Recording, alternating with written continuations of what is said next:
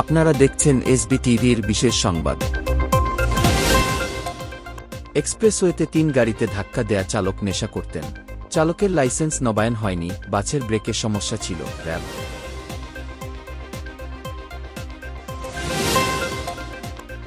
৩৬ সদস্যের কেন্দ্রীয় নির্বাহী কমিটি করেছে জাতীয় নাগরিক কমিটি।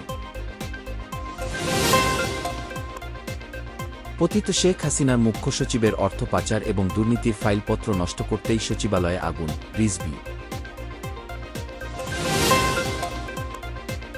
প্রধান উপদেষ্টার বক্তব্যে আপত্তি বিএনপি মহাসচিবের। দীর্ঘকাল অনির্বাচিত সরকারের হাতে ক্ষমতা থাকা উচিত নয়, মির্জা ফখরুল। ফ্যাসিবাদী সরকারের মিথ্যা ও ষড়যন্ত্রমূলক মামলার শিকার হয়ে ১৩ বছর পর দেশে ফিরলেন বিএনপির নেতা মোফাজ্জল হোসাইন কায়কোবাদ। ইসলামী দলগুলোর মাথার ওপরে কেউ যেন কাঁঠাল ভেঙে খেতে না পারে, জামায়াত আমির।